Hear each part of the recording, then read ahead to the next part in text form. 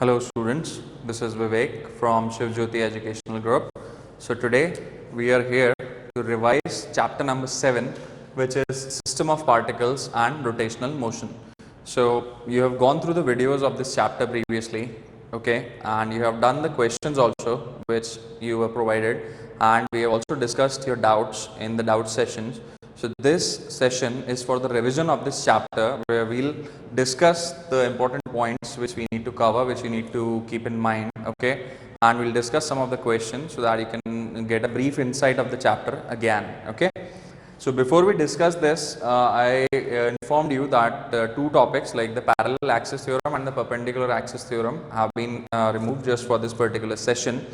Okay, so their applications are also not in your part, like there might not be any questions from that in the examination. Okay, so just remember those, and starting from here, the first topic which we covered was center of mass. Center of mass, I told you, like it is the point on any object or on any body on which the total mass of the body is concentrated. I gave you an example of fidget spinner, and I gave you an example where we rotate basketball on one finger. Okay, so we have to concentrate the mass of that particular object or that ball on the finger, on one finger. So the finger should be at that particular point of the ball or of a notebook, like in the center of it. Okay, जिस पे हम अगर उसे घुमाएं तो वो एक rotatory motion या एक सर्कुलर मोशन कर पाए, ठीक है. तो जब तक वो उंगली उस सेंटर ऑफ मास पे नहीं होगी तब तक वो टेढ़ी मेढ़ी होगी, गिरेगी, you will not get a proper motion. Okay, so center of mass हमने बात की थी, कई सारे ऑब्जेक्ट्स होते हैं, like if we consider about shapes like circle के बारे में हम जानते हैं सेंटर इज दिस, ठीक है. अब इट्स लाइक कोई अगर प्लेट है, कोई अगर लेट्स से एक डिस्क है, बेसिकली फर्क क्या होता है, फर्क ये होता है कि जैसे ये सर्कल है तो it is of ring shape, ये तो रिंग हो गई जिसमें सिर्फ ये वाला सरफेस आपको दिखेगा और ये इनर साइड हॉलो होता है. तो इसमें it is very easy to understand कि ये सेंटर ऑफ मास है. इसकी जगह कोई डिस्क हो, डिस्क मतलब प्लेट, अ शीट बेसिकली, तो इसका भी centre of mass would lie over here, ठीक है. सो पॉइंट इज, इस रिंग में ये जो सेंटर ऑफ मास है ये बॉडी पे नहीं है, बॉडी से आउटर, बॉडी से आउटसाइड है. ओके, बट इन दिस ये जो प्लेट है इसमें centre of mass is on the body. So इससे हमें पता चलता है कि सेंटर ऑफ मास कहीं भी हो सकता है, आउटसाइड द बॉडी और ऑन द बॉडी. ओके, सो इस तरह के फिगर्स हैं, जैसे अगर ट्राइंगुलर लैमिना ले लें, हम ट्राइंगल ले लें, इक्विलेटरल ट्राइंगल ले लेते हैं, या कोई भी जनरल ट्राइंगल ले लेते हैं, तो मैंने बताया था आपको in this case the centre of mass would lie on the centroid, triangular के केस में. If we take another figure like a square, square में भी मैंने आपको बताया था इस साइड का हाफ करो, इसका हाफ करो, इसका हाफ करो, इसका हाफ करो, और इनका इंटरसेक्शन जहाँ आएगा वो सेंटर ऑफ द स्क्वायर होता है. तो यहाँ पे इसका सेंटर ऑफ मास होता है. दिस इज, ये जो लाइक कंटिन्यूस बेसिकली ये फिगर्स हैं, स्पेसिफिक टाइप के शेप्स हैं, इसमें तो इस तरह से आप center of mass find out कर सकते हो. But we discussed about a system of N particles, कि अगर एक सिस्टम है N particles, like rigid body है, इसमें रिजिड बॉडी के कंसेप्ट पढ़े हमने. रिजिड बॉडी मीन्स जिसका मास चेंज ना हो, मतलब थोड़ा सा फोर्स अगर उस पर लगा दें, और means if it is facing two or more forces then it shape do not changes, वो रिजिड बॉडीज कहलाती हैं. सो इस तरह की अगर एक रिजिड बॉडी हम ले लेते हैं जस्ट लाइक दैट, और इस पे हम लोग बहुत सारे पार्टिकल्स ले लेते हैं, ओके, अलग अलग, जैसे M1, M2, M3, Mn, इस तरह से M1, M2, M3, M4, M5 till Mn, n particles हमने इस पे ले लिए. तो how would you calculate the centre of mass of this rigid body, basically उसका सिंपल सा फॉर्मूला मैंने आपको बताया था, M1 R1 plus M2 R2 plus till Mn Rn upon M1 plus M2 plus till Mn. ये मैंने आपको बताया था कि this would be your center of mass, ठीक है. अब इसमें दो चीजें और बताई थी, X coordinate, Y coordinate, Z coordinate, तीनों का अलग अलग center of mass. Basically you would be finding out the coordinate of the centre of mass. Okay, वो कैसे निकलेगा, सिंपल, इसकी जगह पे like you can write it as M1 x1 plus M2 x2 till Mn xn upon M1 plus M2 plus till Mn. Okay, इसी तरह से y के लिए जब निकालेंगे तो ये हो जाएगा M1 y1 plus M2 y2 plus M3 y3 plus till Mn yn upon M1 plus M2 plus till Mn. तो ये x कोऑर्डिनेट, ये y कोऑर्डिनेट, इसी तरह से z कोऑर्डिनेट आ जाएगा सेंटर ऑफ मास का. Okay, so center of mass में हमने ये भी बात की थी कि अगर दो पार्टिकल का सिस्टम है, इन that case what you would be doing, तो मैंने आपको सिंपल सा वीडियो में एक एक चीज बताई हुई है कि लाइक आप एक पर्टिकुलर पॉइंट को मान लो ओरिजिन और वहां से डिस्टेंस कैलकुलेट करके यही फॉर्मूला पुट अप करके कैसे फाइंड करना है, ये वीडियोस में और इवन डाउट सेशंस में मैंने डिस्कस किया है, so you can just go through it. Okay, उसके बाद if we talk about velocity of centre of mass और acceleration of centre of mass, तो वो भी आप इसी तरह से कैलकुलेट कर सकते हो, m1 v1 plus m2 v2। Let's say two particle system है तो उसमें ये हो जाएगा velocity of centre of mass. Acceleration calculate करना है तो m1 a1 plus m2 a2 upon m1 plus a2, m1 plus m2, ये हो जाएगा वेलोसिटी और acceleration of centre of mass. Okay, so this is all about what you should know about center of mass। बाकी जो examples हैं और जो questions हैं, the more you will do it, the more you will understand। okay, next we have angular displacement and velocity। ये बिल्कुल नया concept था आपके लिए, हालांकि you have gone through it in previous classes, but it would be great if you can go through the video again and then watch this। okay, displacement मैंने आपको बताया था, कोई भी बॉडी अगर मूवमेंट करती है एंगल में, जैसे अगर ये बॉडी यहाँ से घूम के यहाँ आई, इसने एक थीटा एंगल कवर किया लेट्स से टी टाइम में, तो हम कहेंगे ये जो थीटा मूवमेंट हुआ दिस इज एंगुलर डिस्प्लेसमेंट। इसका ये जो थीटा है ये है एंगुलर डिस्प्लेसमेंट। अब अगर एंगुलर डिस्प्लेसमेंट ये है तो इसकी जो एंगुलर वेलोसिटी होगी, एंगुलर वेलोसिटी को हम ओमेगा से डिनोट करते हैं, वो कितनी हो जाती है D theta by D T. Okay, that is theta upon T, ये हो जाएगी हमारी angular velocity. Okay, this is angular displacement, this is D theta by D T. अब एक चीज हम जानते हैं कि अगर ये एक सर्कल का पार्ट है, इसका मतलब ये किसी ना किसी आर्क की लेंथ है यानी कि एल, और इसका कुछ रेडियस होगा आर। इसका रिलेशन हम जानते हैं L equals to R theta, ये हमें मालूम है। तो व्हाट इज दिस एल? अगर ये तो एंगुलर डिस्प्लेसमेंट है, माना एंगल यहाँ से यहाँ तक इसने मूव किया थीटा एंगल, तो ये हुआ angular displacement. But what would be this L? ये हो जाएगा इसका लीनियर डिस्प्लेसमेंट, बेसिकली डिस्टेंस जो इसने कवर किया, लीनियर डिस्टेंस जो कवर किया है। तो लीनियर हम जानते हैं, व्हाट इज लीनियर, क्या होता है linear? Linear is like V, V की बात करें तो वी होता है एस अपॉन टी, ये एस होता है basically linear distance covered. Okay, इसकी जगह पे हम आर थीटा लिख सकते हैं, so R theta by T V equals to, तो बेसिकली थीटा बाय टी अभी अभी हमने देखा क्या होता है ओमेगा, तो यहाँ पे हम पुट कर सकते हैं आर ओमेगा। इससे आपको रिलेशन मिलता है v equals to R omega, that is the distance, the relation between angular velocity and linear velocity. Okay, ये चीजें आपको ध्यान रखनी पड़ेंगी, ये हमने काफी कुछ डिस्कस किया है between angular displacement, angular velocity. एक और नई चीज आएगी angular acceleration. So angular acceleration, as you know acceleration क्या होता है? Change in velocity, rate of change of velocity. So angular acceleration को हम अल्फा से डिनोट करते हैं, this becomes equals to D omega by D T.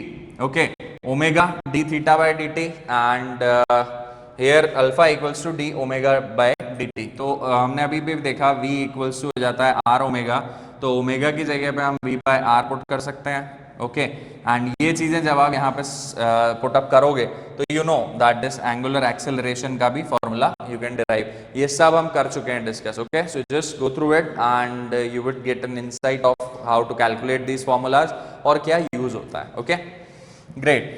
So these are the things which you need to understand and remember, क्योंकि ये सारे फॉर्मूलों पे छोटे छोटे क्वेश्चंस बनते हैं and you can gain good marks if you remember these formulas। next thing is equations of rotational motion। ये मैंने आपको बहुत अच्छे से समझाया था, like आप सिंपल जो इक्वेशंस हैं लीनियर, जैसे लीनियर इक्वेशंस आपको याद होंगी v equals to u plus a t. So simple यहाँ पे क्या करना है, v is the final velocity. तो रोटेशनल मोशन में आप जब बात करेंगे तो ये हो जाएगी आपकी ओमेगा फाइनल वेलोसिटी, और इनिशियल वेलोसिटी का आप ओमेगा नॉट ले लो। Okay, and acceleration would be alpha and time would be T. So ये बन गई रोटेशनल मोशन की इक्वेशन। दूसरी इक्वेशन होती है V square minus U square equals to 2as। तो यहाँ पे क्या इक्वेशन बनेगी, omega square minus omega naught का square equals to 2 alpha s। s की जगह पे हम क्या लेते हैं एंगुलर डिस्प्लेसमेंट, यहाँ पे थीटा आ जाएगा।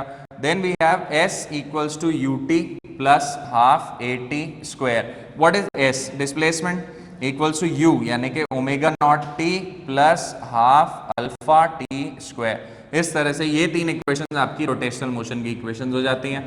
ओके, अगर इस तरह से याद रखोगे तो it would be very easy for you to solve out the numericals based on these. Okay, so these are the equations of rotational motion which are going to be very helpful for you in question. मैंने examples भी जो discuss किए हैं आपसे videos में, go through them thoroughly, so you would understand the use of these equations properly. Okay, next we have torque and angular momentum. अब ये कुछ नई चीज थी, इसके बारे में आपको आइडिया था but in a different way. So torque के बारे में बात करें तो जैसा जो काम फोर्स करता है लीनियर मोशन में, वही काम टॉर्क करता है हमारा रोटेशनल मोशन में. Basically torque is the cause of rotational motion. ये मैंने आपको बताया था. अगर हमारे पास कोई हैंडल है, let's say if there is a lever or something like that, and if we want to rotate this, इसको हमें, इस लीवर को अगर हमें इस पॉइंट के अबाउट घुमाना है, मतलब इसको आपको नीचे लेके आना है, तो अगर आप यहाँ पे फोर्स लगाओगे तो it would be of no use. बीच में लगाओगे तो थोड़ा सा ये नीचे आएगा बट इतना फर्क नहीं पड़ेगा. बट अगर इसको यहां से घुमाया जाए तो सबसे बेस्ट इफेक्ट आएगा. ओके, सो यहाँ पे जब आप इस पॉइंट से आर डिस्टेंस दूर जब आप एफ फोर्स लगाते हो, तब इसमें रोटेशनल मोशन पिक्चर में आता है और इसी को टॉर्क कहा जाता है. टॉर्क को इससे टाओ वाले सिंबल से डिनोट करते हैं and it is the cross product of R and F. R cross F, where R को लिवर आर्म भी बोलते हैं कई जगह पे. लिवर आर्म मैंने आपको बताया था, it is LEVERARM, liver arm. Okay, basically यही एक हैंडल है जिसके ऊपर, जिसको हमें रोटेट करना है. ठीक है, तो this is the formula R cross F. R cross F, you know what it would be, R F sine theta. ठीक है, अब आप इसको ऐसे लो कि R into F sine theta.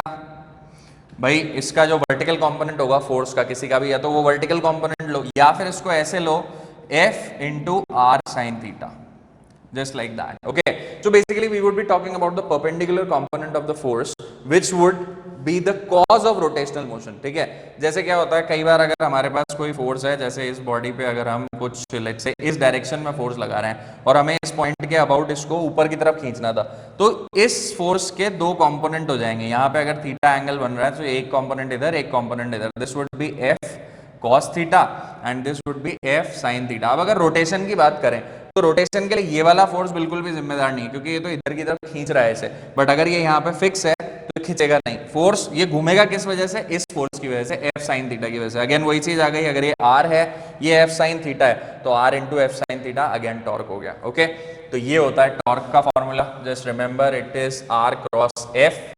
Okay, then we have angular momentum. Angular momentum is like it is, जैसे momentum होता है लीनियर मोशन में, it is equal to mv, तो उसके हम p से डिनोट करते हैं. p equals to mv होता है. ओके, दैट इज वेक्टर लगा दें तो this would be like this. और l जो होता है that is angular momentum. l से डिनोट करते हैं एंगुलर मोमेंटम को हम. So this would become equal to r cross p, that is r cross mv.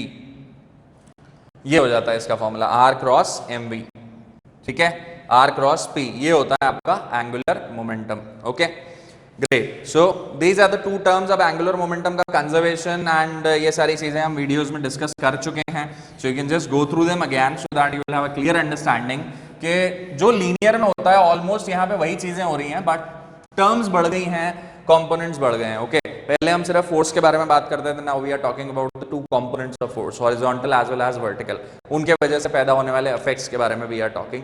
Okay, so this is about torque and angular momentum. Angular momentum से related एक दो चीजें और हैं which you should know. Angular momentum जैसा कि मैंने आपको बताया, it is denoted by L. Okay, so L आप ये भी समझ सकते हो जैसा कि फोर्स, न्यूटन का सेकंड लॉ अगर हम पढ़ें तो it says that force is directly proportional to the rate of change of momentum. Similarly, in this case, basically ये जो torque होता है, torque is basically dependent on linear angular momentum. ठीक है, कैसे dependent होगा? Rate of change of angular momentum. Okay, dl by dt. Torque हो जाएगा dl by dt. याद करो, न्यूटन में हमने पढ़ा है that force is directly proportional to the rate of change of momentum. वैसे ही torque is directly proportional to the rate of change of angular momentum. Okay, now अगर torque constant है तो इसका मतलब क्या हुआ? इसका मतलब ये हुआ कि dl by dt equal to constant हो गया. Let's say some k.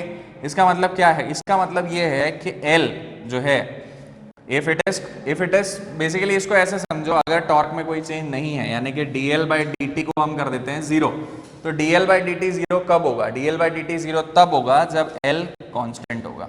इसको आप ऐसे समझो, जब L कांस्टेंट होगा तब dl by dt जीरो होगा. Okay, getting the logic? So D L by D T, D L by D T का लॉजिक अपन समझते हैं।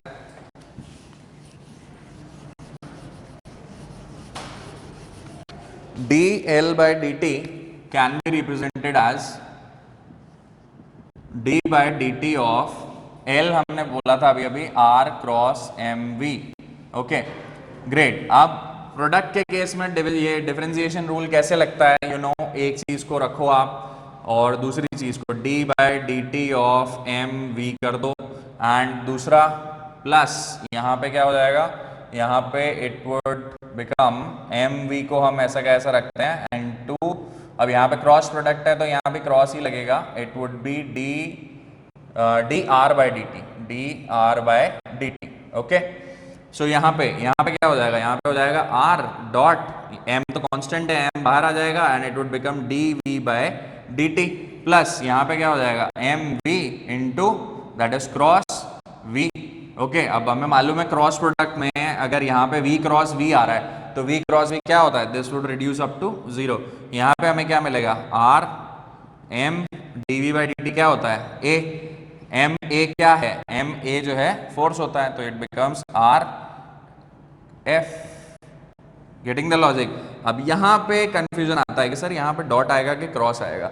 ऑब्वियसली चीज है, जब यहाँ पे क्रॉस प्रोडक्ट में हम चल रहे हैं तो यहाँ पे भी it would be cross. Okay तो it would be r cross f, यही फॉर्मूला है, इसीलिए दिस इक्वल्स टू टॉर्क। ये हुआ, ये एक डेरिवेशन है which might be useful to you, ये एग्जामिनेशंस में it is a good point, you should remember it. और ये कंसेप्ट्स भी काफी सारे क्लियर करता है कि लीनियर और ये रोटेशनल मोशन में जो रिलेशनशिप्स हैं वो इससे बहुत अच्छे से क्लियर होती हैं। Okay great, so you can just go through these things in the video again, I am saying it would be very beneficial for you, उसमें काफी डिटेल में हमने डिस्कस किया है। Next point would be moment of inertia. Moment of inertia I told you like it is represented by a symbol I.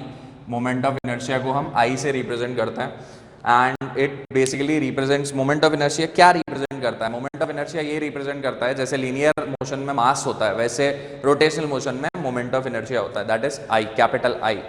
ये उस body का inertia represent करता है। तो बेसिकली जैसे लीनियर मोशन में भी इनर्शिया पढ़ा है आपने, तो रोटेशनल मोशन में जो इनर्शिया है that is moment of inertia. But यहाँ पे मास की जगह पे हम मोस्टली आई यूज करेंगे, मास मोमेंट ऑफ इनर्शिया यूज करेंगे। ओके सो इसके बारे में हमने काफी डिटेल में बात किया है और एज परपेंडिकुलर और पैरेलल एक्सिस वाली जो थ्योरम्स हैं वो हट गई हैं।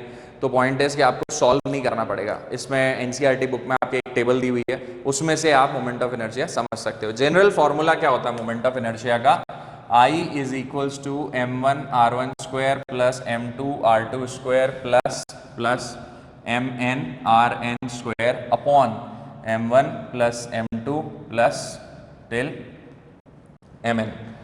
ओ ये तो सेंटर ऑफ मास में आता है, it would be like this would be the formula simple, m1 r1 square plus m2 r2 square till mn rn square. इसमें मास अपॉन में नहीं आएगा, this would be the formula of moment of inertia. ये total mass हो गया basically. हम इसमें ये मानते हैं कि n पार्टिकल्स हमने लिए, इसमें ऐसे होता है, देखो ये आपको क्लियर होना चाहिए थोड़ा सा कि अगर ये बॉडी किसी एक्सेस ऑफ रोटेशन के अबाउट रोटेट कर रही है तो इस एक्सेस ऑफ रोटेशन से, this is axis of rotation, this is axis of rotation, तो इससे अगर जैसे मान लो कोई बॉडी ये r1 दूर है m1, कोई बॉडी लेट्स से यहाँ पे है m2, ये r2 डिस्टेंस दूर है, इसी तरह से कोई बॉडी यहाँ पे let's say m3 r3 distance दूर है, तो इस तरह से बहुत सारी n बॉडीज ले ली हमने और this relation would give their moment of inertia m1 r1 square plus m2 r2 square till mn rn square, that's it. Okay कहीं पे भी ये चीज आ जाए तो you can use it as the moment of inertia. Okay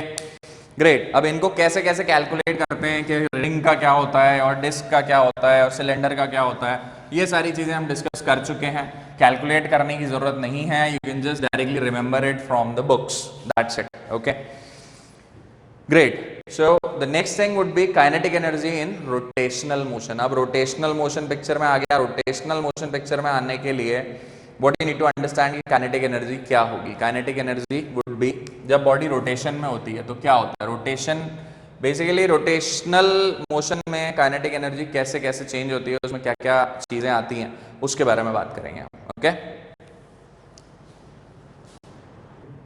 okay so this is the formula for kinetic energy, which is half mvcm square plus half ICM omega square. Okay, कोई body rotate कर रही है, rotate करते करते if it is moving forward, तो in that case kinetic energy इस तरह से पिक्चर में आती है, half mvcm square plus half ICM omega square. अब यहाँ पे हाफ ICM ओमेगा स्क्वायर कैसे पिक्चर में आया, this you need to understand. समझो, यहाँ पे हमने बात की थी काइनेटिक एनर्जी की, so it would be half m1 v1 square plus half m2 v2 square plus so on half mn vn square.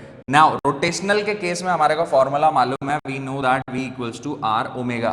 तो यहाँ पे आप पुट कर सकते हो उस चीज को. So what you can do is half m1, यहाँ पे क्या मिल जाएगा r1 square omega 1 square plus half m2 r2 square omega 2 square and so on plus half mn rn square और omega n square. So basically v equals to r omega यहाँ पे जब हमने पुट किया, सो यहाँ से हमें क्या कॉमन मिल रहा है वो देखो आप. यहाँ पे आपको मिल रहा है half m1 r1 square plus m2 r2 square plus so on mn rn square और ओमेगा स्क्वायर बाहर. Getting the logic? यहाँ पे basically omega 1 omega 2 omega n तो लिख दिया, बट जब बॉडी रोटेशनल मोशन में होती है तो यू रिमेंबर द कंसेप्ट. यहाँ पे आपके दिमाग पे क्लिक होना चाहिए कि सर ओमेगा n कैसे, हर पार्टिकल की ओमेगा अलग अलग थोड़ी होती है. जब बॉडी रोटेशनल मोशन में होती है तो क्या होता है, if it is rotating by omega तो ओमेगा ही तो होगी हर पार्टिकल. कोई भी पार्टिकल ले लो इस पे, तो हर पार्टिकल उसी वेलोसिटी से, उसी एंगुलर वेलोसिटी से तो आगे बढ़ रहा होगा सर्कुलर मोशन के केस में. तो ये omega would remain same. Omega n, omega 2 या ओमेगा 1 लिखने की जरूरत नहीं है, it would be the same omega. Okay, that's why मैंने यहाँ पे सिर्फ ओमेगा स्क्वायर लिखा. ओके, ये क्लिक होना चाहिए आपके माइंड में. नाउ यहाँ पे क्या क्लिक होना चाहिए कि ये क्या चीज है. अभी अभी ऊपर देखा था हमने moment of inertia, so this would come out to be half I omega square.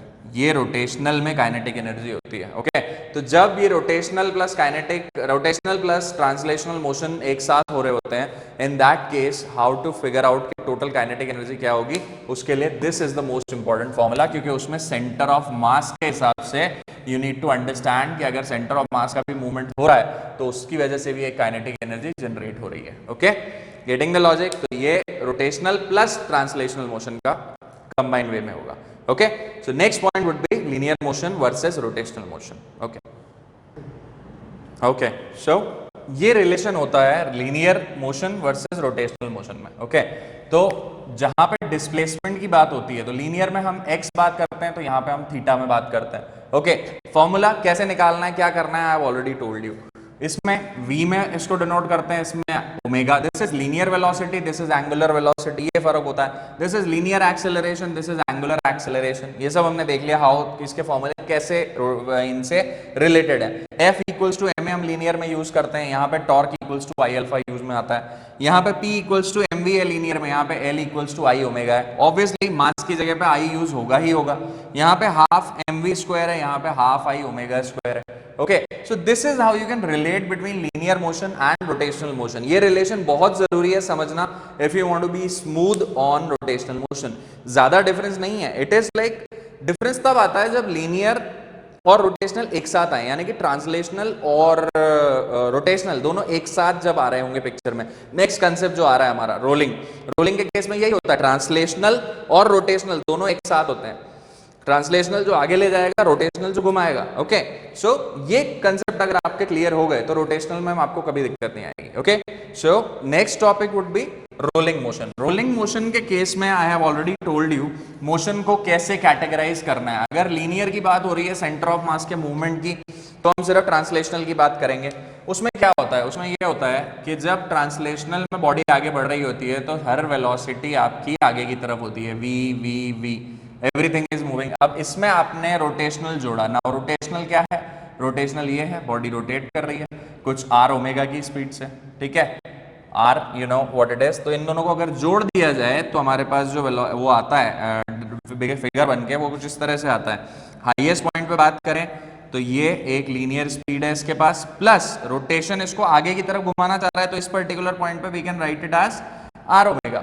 Same direction में, v भी इस डायरेक्शन में है और r omega at the instant भी इस डायरेक्शन में. ये इसको आगे ले जाएगी तभी तो यूं घूमेगा ना ये r ओमेगा में. और इस पॉइंट पे बात करें तो इस पॉइंट पे अगर इसकी स्पीड की बात करें तो v तो आगे की तरफ ही है, बट आर ओमेगा कुछ इस तरह से घुमाना चाह रहा है इसको, तो आर ओमेगा पीछे की तरफ है, तो इन फाइनल क्या हो जाएगी v minus R omega. Okay, ये होता है इन दोनों का रिजल्टेंट। नाउ एक कंडीशन मैंने आपको रोलिंग के बारे में बताई है। रोलिंग के केस में ये जो पॉइंट ऑफ कांटेक्ट है, इस पॉइंट ऑफ कांटेक्ट की स्पीड जीरो होनी चाहिए, यानी कि v minus R omega zero होना चाहिए, यानी कि v equals to R omega होगा, तब रोलिंग होगी। Okay, r is not that beautiful, we can write it like this, v equals to r omega। Okay, जब ये होगा तो रोलिंग होगी, that's it। और अगर ये नहीं होगा तो क्या होगा, तो स्लिपिंग होगी। ये भी मैंने आपको केस बताया हुआ है, फॉरवर्ड स्लिपिंग बैकवर्ड स्लिपिंग, दो केसेस हैं, जब या तो v greater than R omega हो जाए या v less than R omega हो जाए, in both cases slipping would occur. Okay, so इससे रिलेटेड क्वेश्चंस भी किए हुए हैं हमने, and what you need to focus on is कि दोनों कंडीशंस को साथ में कैसे लेके चलना है। So you just need to go through the questions and just practise these concepts well. पहले वीडियोस देखो, फिर रिवीजन वीडियोस देखो, क्वेश्चंस करो, डिस्कस करो, and it would be very easy for you. Okay, so open your textbooks now.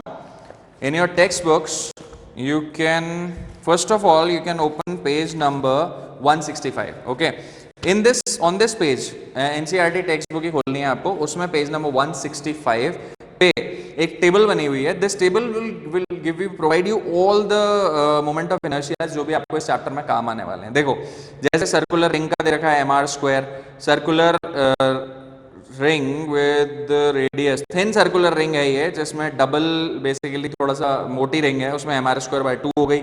Then we have length, अगर L length की rod है हमारे पास तो उसका एम एल स्क्वायर बाय 12 आ जाएगा। If we have a circular disc तो एम आर स्क्वायर बाय 2 आ जाएगा। ओके, तो इस तरह से मोमेंट ऑफ इनर्शिया अलग अलग दे रखे हैं, you just need to remember these. Okay, page number 165 पे। Okay, apart from this let's discuss some of the numericals. Okay, so open page number 146। 146 पे एग्जाम्पल 7.1, ये पहले भी बताया है मैंने आपको, होप यू रिमेंबर। इसमें what they have done is, इसमें question is find the centre of mass of 3 particles at the vertices of an equilateral triangle. The masses of the particles are, mass दे रखा है, each side of the equilateral triangle is 0.5 metre long. Okay, so what we need to find is the centre of mass of this triangle, अगर हमें ये सारी vertices दे रखी हैं तो। So what we need to do is we need to understand how to find the dimensions basically. So what would happen is, ये रहा हमारा ट्राइंगल। ओके, ये इसमें ट्राइंगल देखो, इसमें ट्राइंगल में इन्होंने क्या किया है, ये वाली जो वर्टेक्स है इसको इन्होंने ओरिजिन ले लिया है। ओके, सो अगर इसको 0,0 मान लें, हमें ट्राइंगल की साइड दी हुई है 0.5। ओके, तो ये वाली लेंथ टोटल कितनी हो जाएगी 0.5, तो इस पे x कोऑर्डिनेट तो 0.5 मिल गया। What about y coordinate, obviously 0 होगा क्योंकि x एक्सिस है।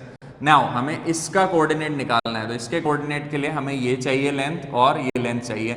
ये लेंथ तो सिंपली इक्विलेटरल ट्राइंगल है, परपेंडिकुलर है, तो ये हाफ हो जाएगी इसकी, 0.5 का हाफ वुड बी 0.25, कॉमा ये वाला तो 0.0 हो जाएगा, बट इससे हमें मतलब नहीं है, हमें इसकी हाइट निकालनी पड़ेगी। तो हाइट कैसे निकलेगी, पाइथागोरस से। देखो, पाइथागोरस से हाइट निकाली हुई है इन्होंने, and point comes out to be 0.25, तो x कोऑर्डिनेट हो गया, and 0.25 root 3, 0.25 root 3 would be this would be this distance, ये वाला यहाँ से लेके यहाँ तक का जो डिस्टेंस है, it would be 0.25 root 3। Okay, तो उससे ये वाला कोऑर्डिनेट आ गया, तीनों कोऑर्डिनेट आ गए।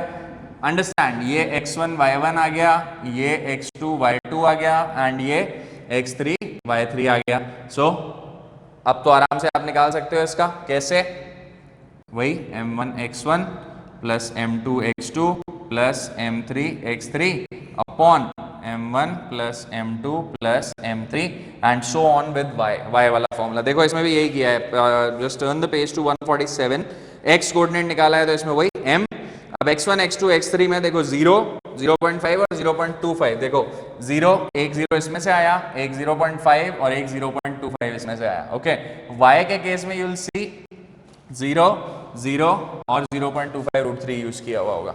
Okay, great. So after this you can open page number 157।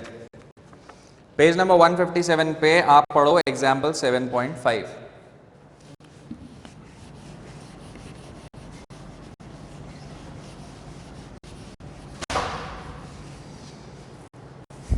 Okay, so example 7.5 पढ़ो. इसमें क्या बोल रही है? Find the torque of a force about the origin. So page number 157 पे example 7.5, find the torque of a force. Force दे रखा है about the origin. The force acts on a particle whose position vector is this. Okay, understand. R vector हमें दिया हुआ है which is position vector which is I cap minus J cap plus K cap, और F vector हमें दिया हुआ है which is 7 I cap plus 3 J cap minus 5 K cap. What we need to find is torque. Torque find करना है हमें. Find the torque. अब torque क्या होता है? टॉर्क होता है आर क्रॉस एफ, यानी कि इन दोनों का क्रॉस प्रोडक्ट. सो आई कैप जे कैप के कैप. अब यहाँ पे 1 माइनस 1 1 1 माइनस 1 1. ध्यान रखना इनके कोफिशिएंट्स आएंगे. Okay, so 7 3 minus 5 and that's it. Now आगे आपको आता है सॉल्व करना, फिर भी मैं बता देता हूँ एक बार. आई कैप, इसको छोड़ देंगे इस वाले कॉलम को, और ये ऊपर की रो तो काम की नहीं है. दिस इंटू दिस यानी कि 5 माइनस दिस इंटू दिस यानी कि 3. बीच वाले पे माइनस आता है जे कैप. अब इसको भूल जाओ तो minus 5 and minus 7 plus K cap. के कैप के केस में क्या होगा? इसको भूल जाओ. 1 इंटू 3 माइनस माइनस प्लस हो जाएगा, तो 3 प्लस 7 आ जाएगा यहाँ पे. सो what you would gate is 2 I cap and minus minus plus plus 12 j cap and plus 10 k cap. देखो इन्होंने भी यही किया है. 2 i cap plus 12 j cap plus 10 k cap. This is how you find torque. ये cross product का एक example है. Okay, so you can try similar examples. Okay, this would increase your understanding. Okay, next is page number 168. 168 पे example 7.13. ये क्या कह रहा है? Obtain equation 7.38 from first principle. Now equation 7.38 यहीं लिखी हुई है. Omega equal to omega naught plus alpha T, that is वो फर्स्ट इक्वेशन ऑफ मोशन. तो this is very simple basically. इसमें आपको टोटल वो जो हमने इसमें लगाया था ओमेगा का फॉर्मूला कैलकुलेट करना, मैंने आपको जब बताया था, तो वही वाला लॉजिक लगा के आपको इक्वेशन को डेराइव करना है. क्या हो जाएगा इक्वेशन? ये देखो इसमें फॉर्मूला इन्होंने दिया है D omega by D T equals to alpha. Alpha क्या होता है? अल्फा होता है D omega by D T. Okay, तो हम क्या लिख सकते हैं? D omega equal to alpha D T. अब ओमेगा मान लो चेंज हुई ओमेगा नॉट से ओमेगा, और टाइम जो है टाइम चेंज हुआ 0 से टी में. ठीक है, तो डी ओमेगा का इंटीग्रेशन क्या हो जाएगा? ओमेगा, हमने लिमिट्स लगाई, ओमेगा नॉट से omega equals to alpha the constant, और इंटीग्रेशन ऑफ डी टी कहाँ से कहाँ तक? 0 से टी तक. तो ये आ गया अल्फा टी, और इधर क्या आ जाएगा? Omega minus omega naught. तो इससे हमें क्या मिला? Omega equals to omega naught plus alpha T. That's it, the first equation of rotational motion. Okay, this is how you derive. Okay, so these were the questions, and you have gone through the video of these chapters properly, and this was the revision video. So do one thing, go through those videos again, then go through this revision video and practice your questions, and if you will have any doubts, then we'll discuss in the doubt session. Okay.